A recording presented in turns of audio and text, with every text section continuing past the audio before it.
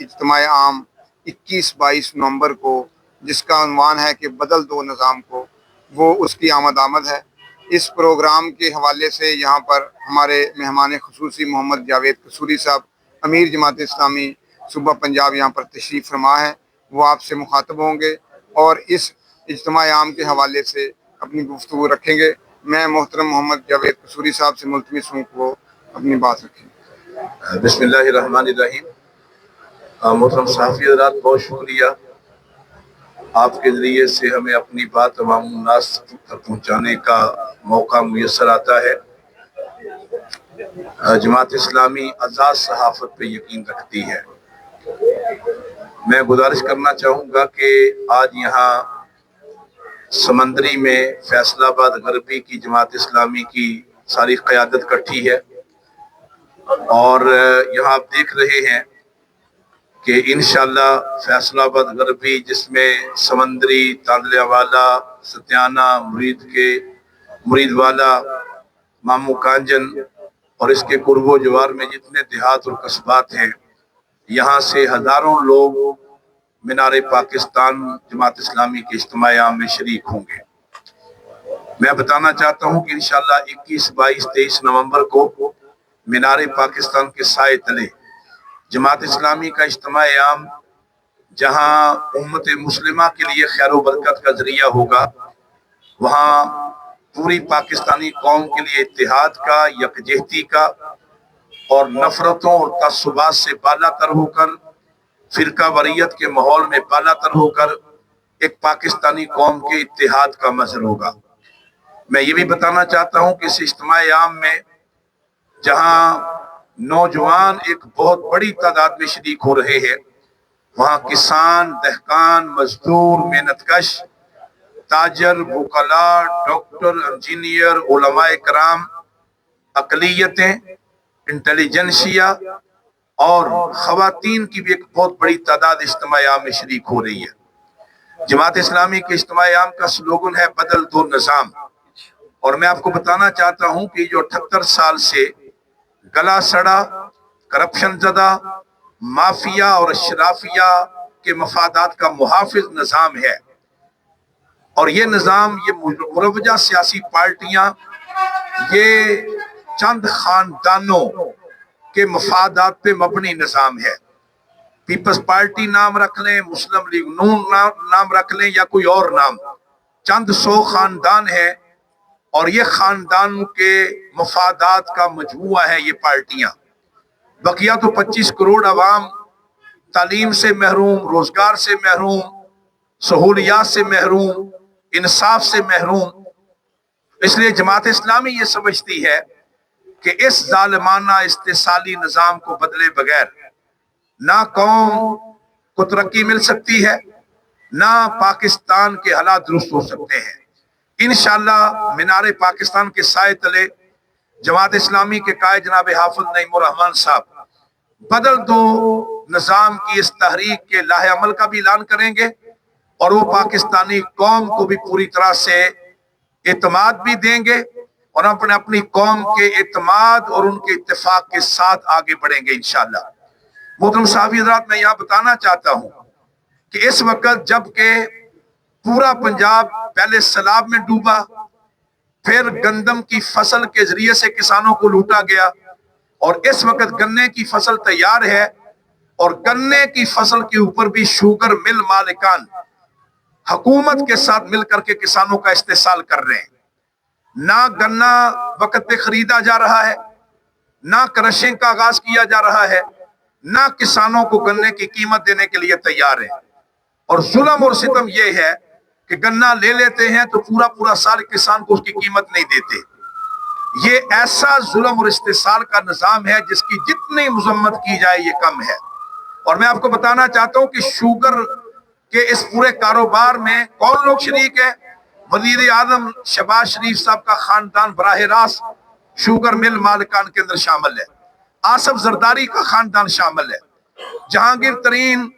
اور یہ ہمایوں اختر، اس طرح کے سارے لوگ جو مختلف پارٹیوں کے اندر ہوتے ہیں، اور پارٹیوں کے اندر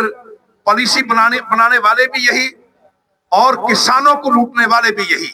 آپ اندازہ لگائیے کہ اس وقت جبکہ کسان کا گنا تیار ہے، حکومت نے اس مرحلے پہ پھر باہر سے چینی منگوا لی ہے،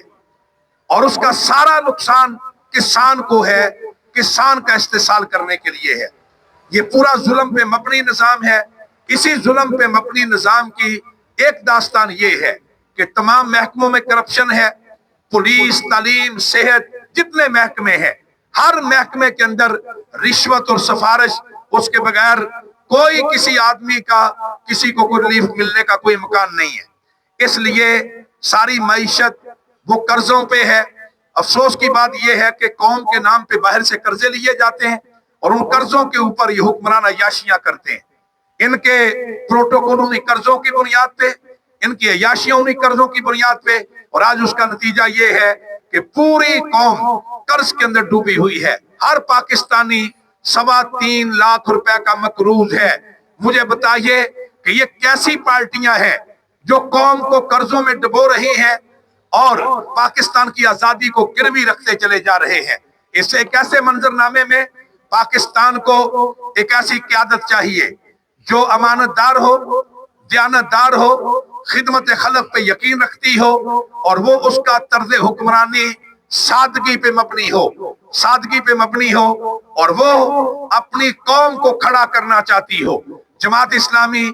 بدل دو نظام کی اس تحریک کے ذریعے ہم اس ظالمانہ نظام کو چیلنج کریں گے۔ میں اس موقع پہ یہ کہنا چاہتا ہوں کہ اس وقت پہ جبکہ 45% پاکستان کی آبادی خط غربت سے نیچے چلی گئی ہے، جہاں صورتحال یہ ہے کہ گورننس کے اعتبار سے، آئین کی حکمرانی کے اعتبار سے اور انسانی حقوق کے اعتبار سے پاکستان دنیا کے 130ویں نمبر پہ چلا گیا ہے۔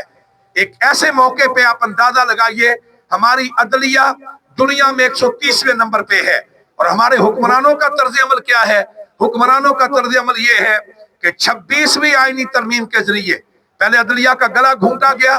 اسے مفلوج کیا گیا، عدلیہ کو فتح کر لیا گیا، اور جو رہی صحیح کسر تھی، اور وہ اب 27ویں آئینی ترمیم کے ذریعے پاکستان کی عدلیہ کی آزادی کے تابوت میں آخری کیل ٹھونکا جا رہا ہے۔ کسی نے بالکل ٹھیک کہا تھا کہ 26ویں ترمیم کے ذریعے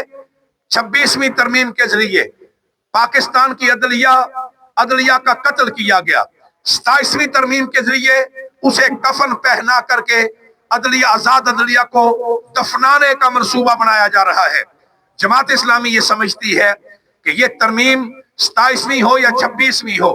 عوام کے لیے نہیں ہے۔ یہ اس لیے نہیں ہے کہ عوام کو انصاف ملے، یہ حکمرانوں کو تحفظ دینے کے لیے اور حکمرانوں کو عدلیہ سے بالا تر رکھنے کے لیے ہے، اور عدلیہ کی آزادی چھیننے کے لیے ہے۔ جماعت اسلامی نے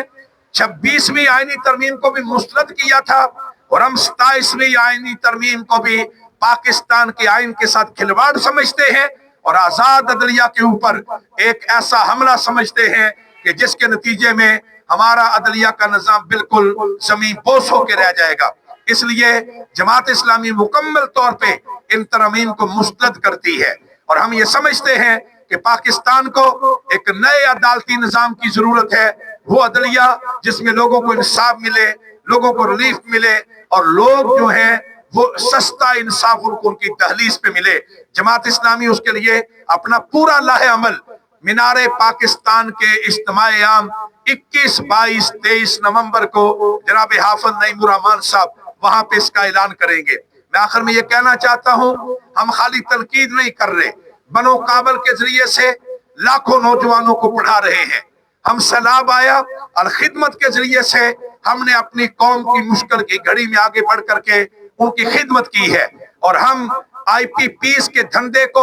جماعت اسلامی نے اور جناب حافظ نعیم الرحمان نے بے نقاب کیا، اور جس کا واضح ثبوت آج یہ ہے کہ وزارت توانائی نے خود تسلیم کیا ہے کہ کئی آئی پی پیز کو بند کرنا پڑا،